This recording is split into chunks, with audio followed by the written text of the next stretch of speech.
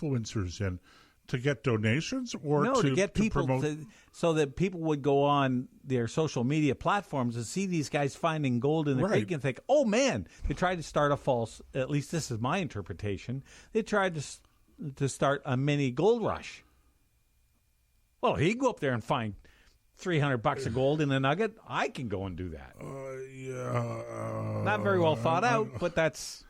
Well, if that's the case, I agree with you. Not very well thought out. So, that is totally weird. Okay. Now, I got to do the one. This is just a killer.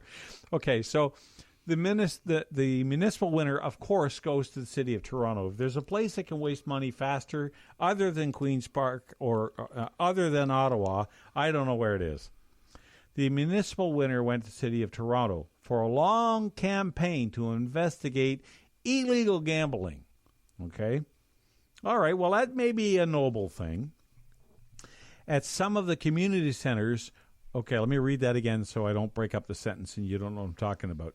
Municipal winner went to the city of Toronto for a long campaign to investigate illegal gambling at some of its community centers where senior citizens were paying $1.25 for an afternoon of euchre playing. The CTF obtained 186 pages of documents, efforts to crack the case, which was called off once the story went public. So here they're going after these senior citizens who want nothing more than to spend some time with their friends playing, one of North America's oldest card games, euchre. And the whole fee is $1.25. $1.25 is the fee for playing euchre. And the city of Toronto thought, we got to get that $1.25, boy. Never mind the drug war. Never mind the drive-by shootings. Never mind all the other, smuggling of weapons over the border from Buffalo. Oh, no. None of that stuff. Some of that's federal, I get it, but that's not the point. They just thought this is the biggest problem they had that day. How much do you think it cost them to run the campaign? Well, you just said it. How much was it? How much did they waste on this? They didn't list an amount. Oh, I thought you listed an amount there. Yeah, $1.25. No, that was for playing the game. Yeah. But before that, how much? The municipal winner went to the city of Toronto for a long campaign to investigate illegal gambling at some of his community centers where senior citizens were paying $1.25 for an afternoon of euchre playing. Right. The CTF obtained 186 pages of documents, efforts to crack the case, which was called off once the story went public. Oh, so they didn't give an amount. They didn't give an amount. But it was more than $1.25. It was for sure more than $1.25. By the time you pay the inspectors, and the paperwork would have cost you more than that. What I want to know is where they found people to go in undercover. Oh, my God. That's it. Yeah, go to the retired politicians or the retired civil servants home and say, want one more shot at the can there, Charlie? No, I don't.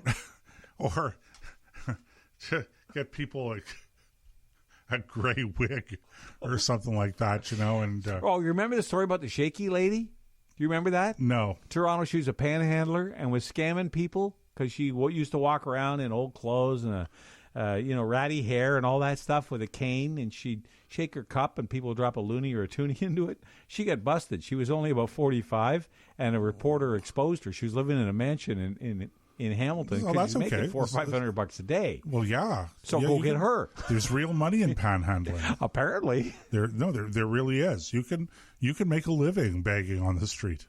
You can make a very good living begging on the street. Have a dog with you, as long as a dog or a funny hat or something like that. Yeah. Just sit outside of Tim Hortons. Yep. In the wintertime. Or we'll beg for coffee or something like that. Yeah. Yep. Absolutely. Oh, especially in the wintertime. And those boys, they're serious about their spots, man. Don't ever. I used to, when I was still working downtown, if you interfered with one of these people's spots, because everybody has their certain area in that, right, and they'll move back and forth about 100 yards or so just to keep from loitering laws or whatever. And they're very serious about what they're doing. They'll get right out in traffic as they shouldn't. It's against the law, but that doesn't stop them. Anyway, So there's one more I'll mention. This goes to the city of Montreal. The mayor, Michael Applebaum. He was a city councilor who, for 2 decades before his brief stint as mayor in 2013, was arrested in 2014 and convicted on 8 charges involving corruption and bribery. After a year in prison, the city unsuccessfully tried to recover the $260,000 severance package. He is also eligible for a provincial pension worth $1 million by the age of 90. So he was convicted of corruption? Uh-huh.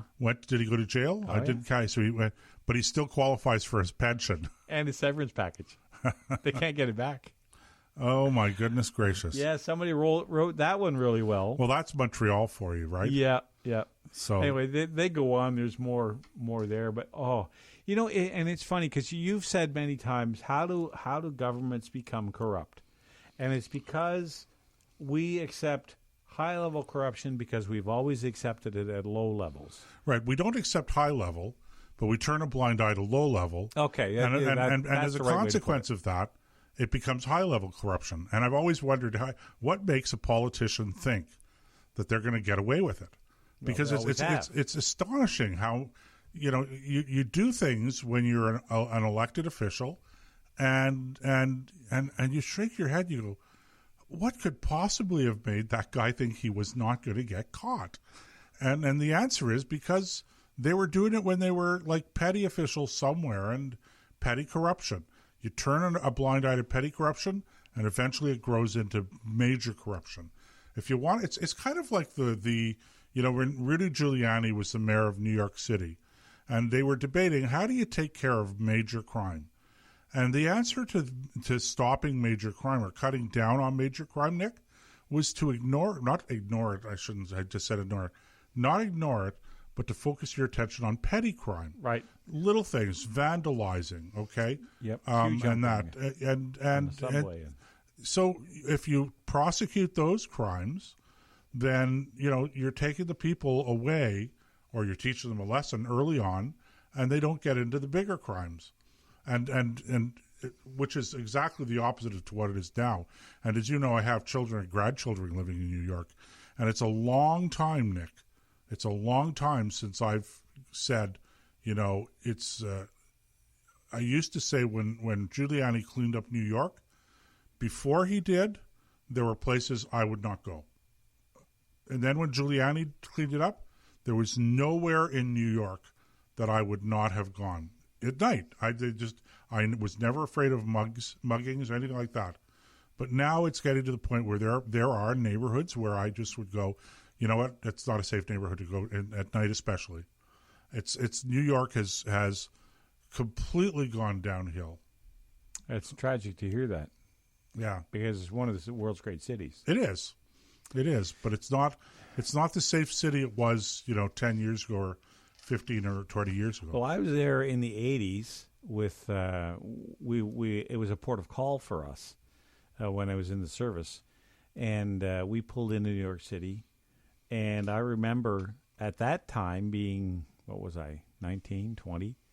We went ashore and found ourselves down on 48th and Broadway, which is where all the adult bookstores were, and all the peep shows and all that kind of absolute garbage. And just the place where most sailors would go to. Precisely. That's why they were there. And then amongst them, you'd find bars. Right. So it was a sailor's paradise. Right. That was Times Square. Yeah, in that area. Yeah, yes. Times Square area. That was what it was like in the 1970s and 80s. I went once, and that was enough. Because you get this creepy feeling, and it's sad to hear it's returning to that. Well, it's not that bad. It's not that kind of unsafe and seedy.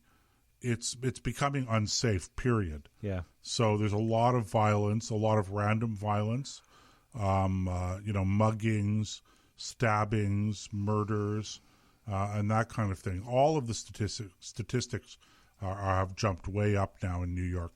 And it's, as you say, it's really too bad because it's one of the world's great cities, and it still is a great city to visit, don't get me wrong, but there are places now in New York City, once again, where I would say, that's probably not a good neighborhood to wander into any time, let alone at night. And that's a new thing for me.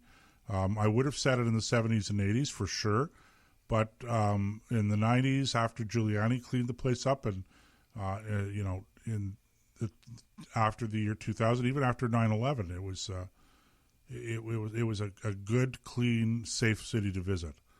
Not anymore. Yeah. It's like I said, it's tragic to hear that, because there's millions of decent people in New York. And I will tell you that there's one incident when I was driving tractor trailer and going into Brooklyn. We would go to a place called Snow Fresh Foods with 40,000 pounds of frozen corn from Southern Ontario. And they would package it and redistribute it under another name.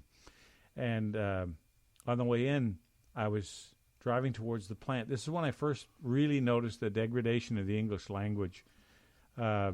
I looked over, and as I'm driving along the street, going nice and slow, because I don't want to miss my turn, because God knows where you'll end up then. And I look over, and here's this sign out in front of not a body shop, but a car repair place. And it was for transmissions. And he said, transmission repairs done here. And they spelled transmission with an E. And I went, what?